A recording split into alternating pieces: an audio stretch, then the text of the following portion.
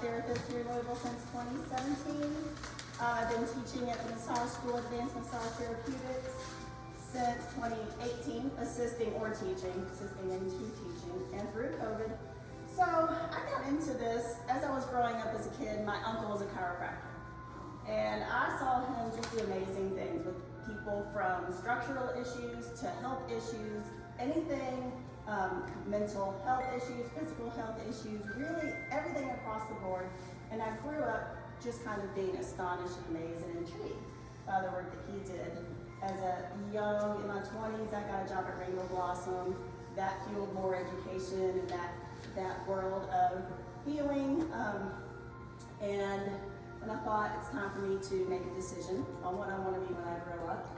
Chiropractic was naturally the way I wanted to go, but I had a young family at that point, and there weren't any chiropractic schools in this area. I couldn't just pick up and move.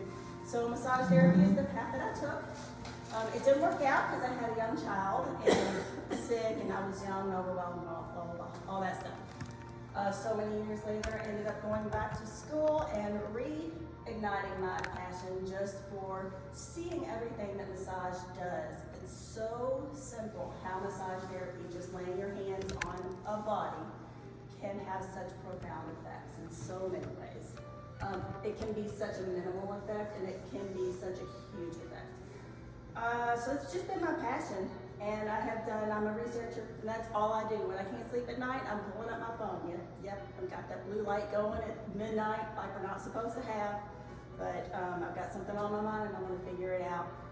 Kind of led me down this road before Erica ever even really contacted me in a certain kind of a way. So there's a modality, there's neuromuscular massage techniques out there, and it's just growing, phenomenally growing. There are practitioners, one, namely, his name is Gil Headley. If any of you guys want to go down that rabbit hole, he's been in cadaver dissection for quite a long time, teaching those classes, walking students through cadaver dissections. Now, usually they take all fascia, our connective tissues, they toss them aside. They take the nerves and they just kind of shove them aside to find organs and muscle tissue and all of that, what has been important stuff. But now he's got a whole nerve program that he's doing with his dissections. It's been going on for 2 weeks now. I think it's a 6-week-long project for him. Really cool stuff. So that could be a rabbit hole. So I'm now in this massage therapy field. I have seen clients in gyms. I spent several very good months in performance health and wellness. I don't know if any of you go there. Yeah. Yep. Majority of everybody. Pretty much everyone. That's where we do rock study. Yep. Okay, so you spend time there also.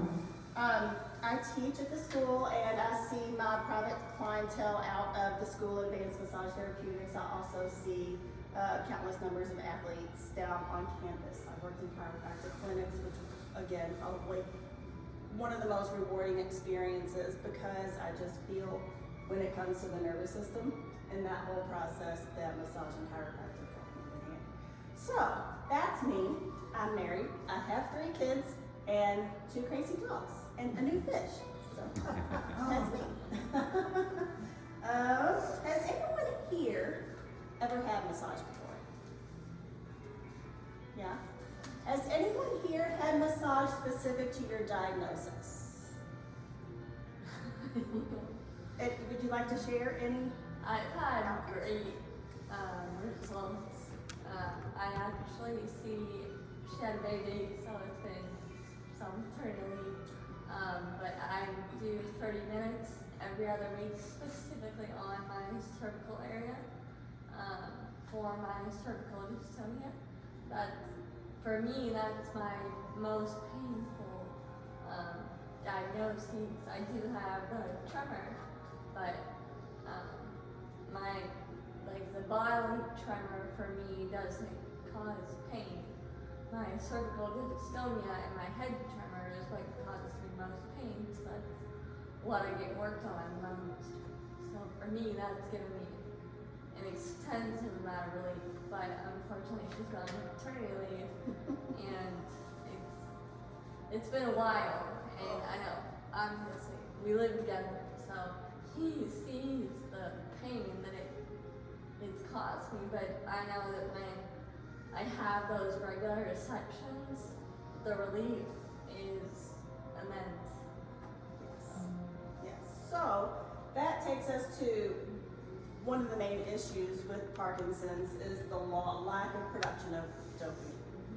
That's key to what massage therapy does. When it takes your body down into a relaxed state, it increases the production of dopamine, it increases the production of serotonin, it increases the production of oxytocin, and decreases the production of cortisol, our stress hormone. You guys know all about all of this stuff by now, I'm sure.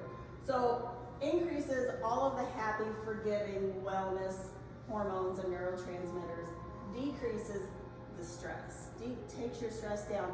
We figured in life in general, nearly almost every condition you could possibly think of is exacerbated by stress, by those increased levels of cortisol. Hello? Hello, sorry. Welcome to the group. Yes, Jesse's behind. Yeah, she's right there. Hello? Hi, Jessie. Yeah, been done. You come over here. So long story short, it doesn't take a lot of case studies and research papers. I don't need to hand that stuff out to you guys. Decreasing stress and increasing happy hormones is going to bring anybody on any scale back towards a level of relaxation. So what does that do? It can decrease tons of your symptoms. It can decrease tremors, dystonia, it can decrease your rigidity. It can enhance your gait, it can enhance the balance, it can enhance any kind of postural issues. It can help improve postural issues rather. Decrease pain, specific localized areas of pain or systemic general areas of pain. It's just tapping into those pain receptors and calming them down.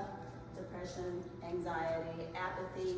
Actually, some of the very first studies on massage therapy, legit studies, were done on depression and anxiety in adolescent children, actually, with phenomenal results. The second big piece of research, and there's not a lot of research in massage therapy because there's not a lot of money to pay for alternative therapy research, but was done in waking and NICU babies with phenomenal results again. So that being said, big impact on mental health and gastrointestinal issues, especially constipation. So what I like to do is I like to bring clients in, set an appointment with them, and if there is a caregiver or a partner, I like to bring them into the room and teach them this abdominal massage so they can do this kinds of stuff at home. Aside, constipated, other gastrointestinal issues aside, it feels wonderful to have that work done. So that is a big part of my private practice, is teaching the clients and the caregivers together how to do these techniques at home. And there's lots of different modalities of massage, lots of different areas of massage that can affect the body in different ways. We have your normal Swedish and deep tissue massage. That's going to be typically a full body relaxation, take you down a notch. I have a lot of clients that do find some degree of relief, and tremors especially, pain relief. Boost in self-confidence when things start to settle down. And I'm not saying by any stretch of the imagination, would never even venture to say that I could fix an issue, obviously. But to make improvement and to make somebody feel better, you feel better to get out in the world and do things. Active isolated stretching, or even passive stretching, but especially this active isolated stretching, and we're gonna play with some of that in a few minutes here. What that is a normal stretch with someone or yourself just pushing it a little further. And what that does is your brain cueing your body to do a particular action, and then you're pushing that to a degree that your brain is not quite familiar with yet. So what that's doing is it's creating yet another neural loop. It's exercising your brain. It's creating more pathways.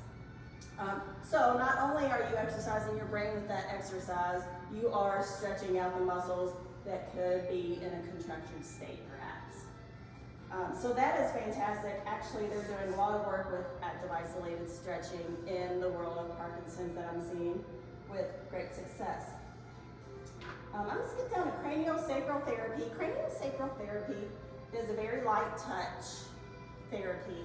It's basically dealing between the head and the sacrum. There is a flow of fluid, craniosacral fluid, that flows up and down the spine.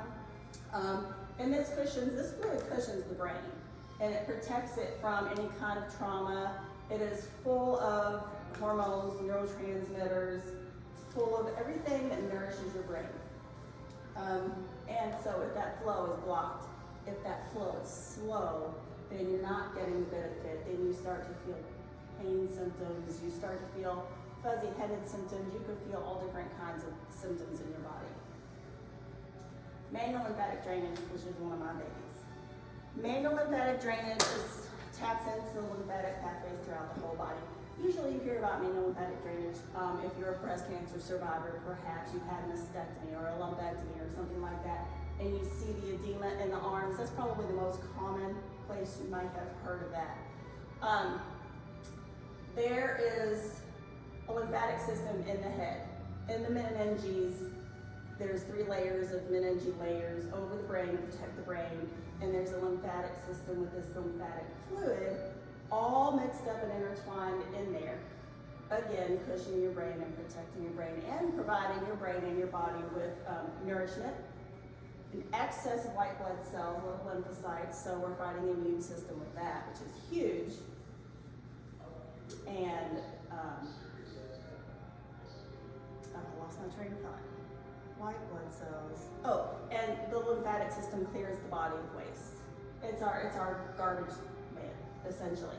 Takes the waste from the body, throws it through the lymph nodes cleans it out, pushes it back out into the body into the bloodstream to be used and excreted. So when that's slow. When we have surgeries, because those little lymph vessels can't be repaired very well because they're so thread-like thin, we get a backup in that system, and that nourishment can't reach our bodies, and our bodies can't detoxify properly. So, manual lymphatic drainage, especially head, face, and neck, would be a fantastic resource for you guys. Again, a very, very light touch approach.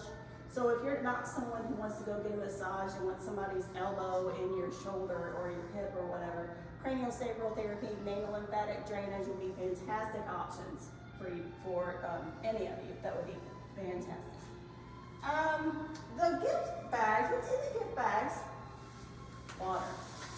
It didn't go as planned, the whole water thing, as life does not ever go as planned, so we make it work for us. We all know the importance of water in our daily life, right? To stay hydrated. The importance, if you decide to get any body work, bumps up 10 times for water. You're increasing your circulation, you're increasing fluid output after a massage, especially when you're tapping into that lymphatic system. If you get a lymphatic massage, you're going to be going to the bathroom a lot that day. So water, if you do get any body work, choose to get any body work, is so important to come in hydrated and leave and complete your hydration for the rest of the day. That being said, I don't mean go and chug 10 of these bottles before bedtime. A consistent flow of fluid into your system is what that is about.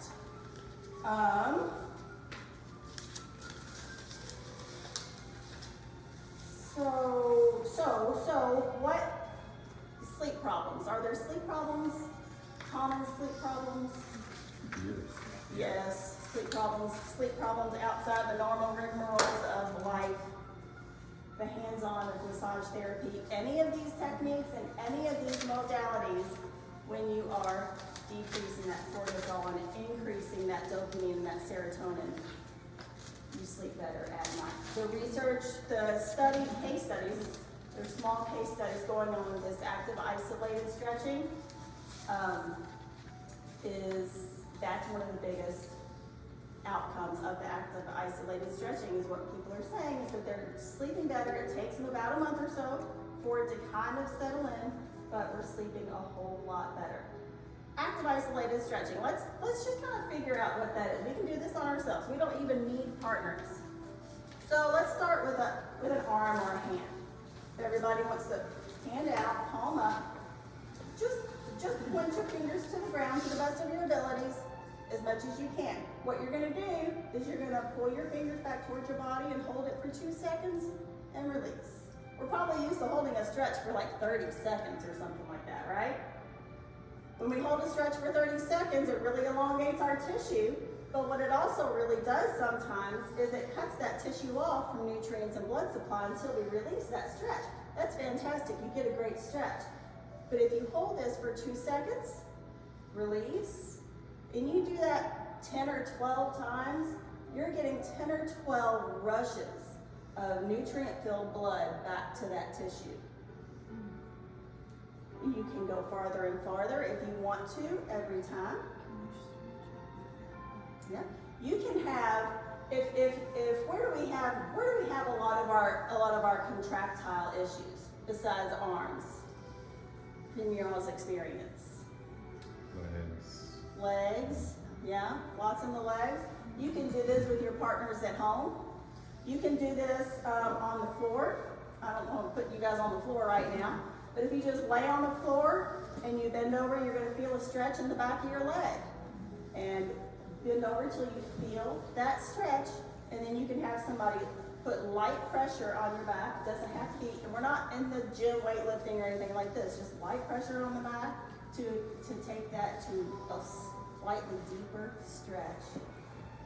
Just do that on the floor. You can do that on the floor if you want to. You can do it in a chair. You could do these stretches anywhere you're comfortable, really.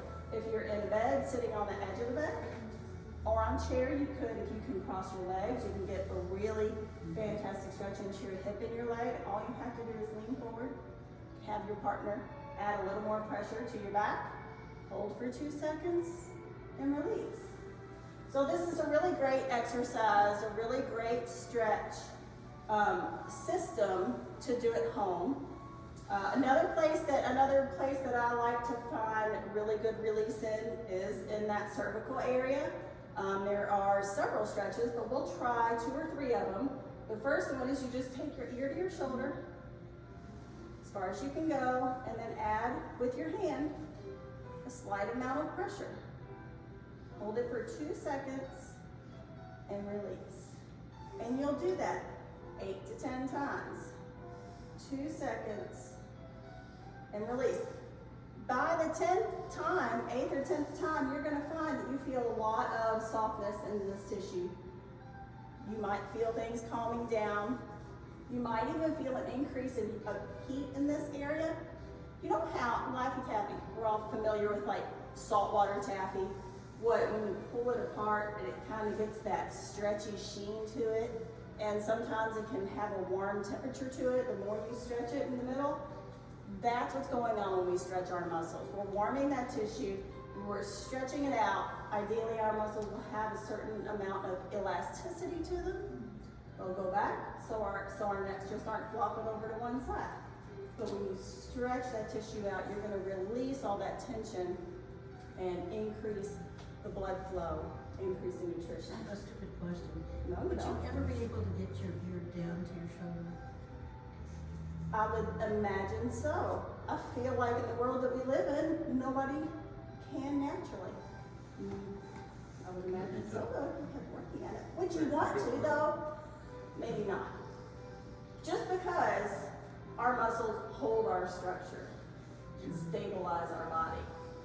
So when we're thinking about stretching, that brought up a good point in my head. When we're thinking about stretching, we want to make sure that we are working on the muscle that we're trying, or the tissue that we're trying to stretch. A lot of people will do this because they want to feel like they're succeeding in what's going on. So bringing your shoulder up in this particular instance, would be contracting that tissue. You just want to keep the shoulder down. Another good stretch is forward neck stretches. So all you would do is tuck your chin, look down, add a little pressure to the back of your head. That's going to do a few things. Again, 2 seconds, 8 to 10 to 12 times. What that's going to do is A, elongate the tissue, or relax the tissue. It's going to help to open up the cervical spine a little bit.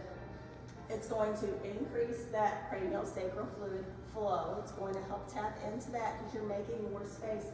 It's doing all kinds of good work into the neck area. And the very last neck stretch, this one's phenomenal. This one is especially good for all of us that are bent over forward. All day, we're like this. If we're sleeping, a lot of times we're like this. If we're reading a book, do we do that anymore? Do we read books anymore? Yeah, awesome, I love that. So if we're reading a book, we're looking down. If we're looking at our phone, we're looking down. We're always looking down and curled up, and our shoulders are always up like this, right? So all of this gets tight. There's tissue deep into the neck that gets tight. That's right along the anterior portion of the spine. And then there's superficial tissue. So if you just hold this tissue, the skin right under your collarbone down, and look up, you can really open up all those areas. You can open and close your mouth. I call it the baby birdie. And it increases that stretch. You can look from side to side and look up and increase that. That helps your shoulders. That's going to help keep your shoulders down. That's going to help open up all this tissue right here. Remember that Swamp Man? What was that movie back in, I don't remember when it was, but he had a big, this thing. Do you guys remember that guy? Oh, yeah. What was that movie? Swamp Thing. Swamp Thing, that's what it was, yeah. So that's the tissue. This right here, that's the tissue that you're really opening up. And I'm saying tissue because I'm not just talking about muscles. Our entire body is filled with connective tissue that is hydrated. And over time, that hydration decreases. We are all fantastic in rubber banding. We heal like that when we're kids. As we age, everything, that hydration in that tissue decreases. Yeah, the good thing is we do every single one of those stretches that you just did right at the end of our rock study. But then even the one, like we can even add in where we pull it because we do have them look up and then take their bottom lip towards their nose. Oh, yes. And so that will. So, yes. And that what you just did is a lymphatic opener. Mm-hmm. So we have, in our lymphatic system, we have these main drains. And this lymphatic system is very important, especially in this situation. A, there are medications. B, there are toxins and pollution out in the world that exacerbates everything. So our lymphatic system, and C, our immune systems just aren't up to par. They're just not up to par. The lymphatic system taps into all of that. Cleans it all out, ideally, in a perfect body, and moves things along to give us a nice fresh body. So when you open up, this is our main lymphatic drain in our armpits and in our inguinals. So when we open up these areas and make sure with these movements and these stretches, just very passive movements, increased immune system, increased sleep habits, decreased illness, decreased stress. That's what it all boils down to in the end. So when you decrease all of these common elements, these stressors in your lives, Parkinson's diagnosis, any neurodiagnosis, anything with the nervous system, I don't even have to specify. It's going to calm things down and enhance your quality of life. I really don't have a lot more to say about that. Does anybody have any questions about massage therapy? I do. Yes. How often do you recommend that we go get a massage for rapid results? For continued results, it should be a regular routine. So I would start, you can start where you want to start. Massage is kind of compounding. So when you're decreasing these levels and increasing these levels, You want to keep that steady. What that means for you is different than what that means for your neighbor, is different than what that means for a man versus a woman, 40 years old versus 60 years old. So you find your own pattern. If it's every week, if it's bi-weekly, once a month, but regular. Does that make sense? Consistent. So you find all of your things, your schedule, your finances, how your body responds, what modality you like, all those things. And you put it together, maybe you start once a week. Yeah, so maybe you start once a week and you do that for a month and you're like, I think I'm gonna push it out 2 weeks and see if this works. Sometimes it does, sometimes it doesn't. Just gotta wait and see. For sure. Any other questions? Massage therapy is being more recognized in the world of health insurance. I cannot attest to what degree because all of the insurance companies and insurance programs are all different. I personally don't work with insurance companies, but there are lots of massage therapists that do. If you can find your way to a massage therapist in a chiropractic clinic or a physical therapy clinic, chances are they will or they'll have somebody to process that for you. But yes, that's the good thing that we're finally being recognized because we are immersing ourselves into the world of pain management in general, trying to be that middle ground between suffering and chronic pain issues and getting hooked on pain medications. So that's the good thing. Health insurance, Medicaid, Medicare, all of that kinds of stuff, they're finally starting to recognize massage therapy as a therapeutic beneficial treatment for massage. For any kind of pain-related issue. Do you do this through U of L? I do this independently, so I'm subcontracted through U of L. Yes. And since it's through U of L, does most insurance cover it? It really depends on the insurance company, yeah. I know when I worked at the chiropractic clinic that, like say, it was Anthem that covered massage 100%, no questions asked. We wouldn't have to be sneaky about it. If there's any insurance people around here. We didn't even have to be sneaky about it like we do with most claims. So it just depends on the company. It just depends on the program, I think, also. Do you think Anthem's still work? Do they still work with massage therapy? It's been probably 4 years since I left that practice, so I don't know. I don't see why not. I think, Yeah, it is.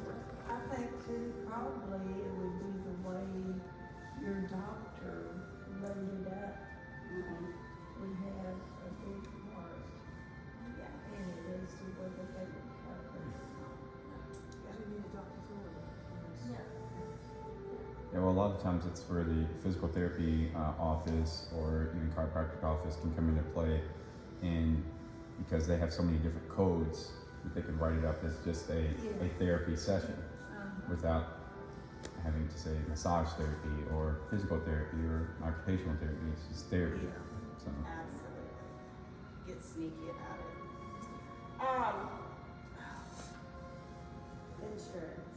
Insurance treatment. So, I lost that train of thought too. Whether you are going through a chiropractic clinic or a PT clinic, insurance. Oh, that being said, so yes, doctors can write a prescription now for massage therapy. I think this is going to be new to them, and it has to do with some sales tax laws that just came about. But it's going to be new for them, but what it's going to do is going to open their eyes to the benefits of massage. Because we're going to tell them as patients, can you please write me a prescription for massage therapy so I can be exempt from the sales tax, whatever. And they're going to be like, why? And you're going to tell them, and they're going to say, really? Eye-opening. When I would go to a chiropractic, the insurance would cover if I was in an acute stage rather than a chronic stage. If I'm just going because that's what I do every week or every couple of weeks, then they wouldn't cover that. But if I had an acute onset episode, then it would. That's how it's. Let's see.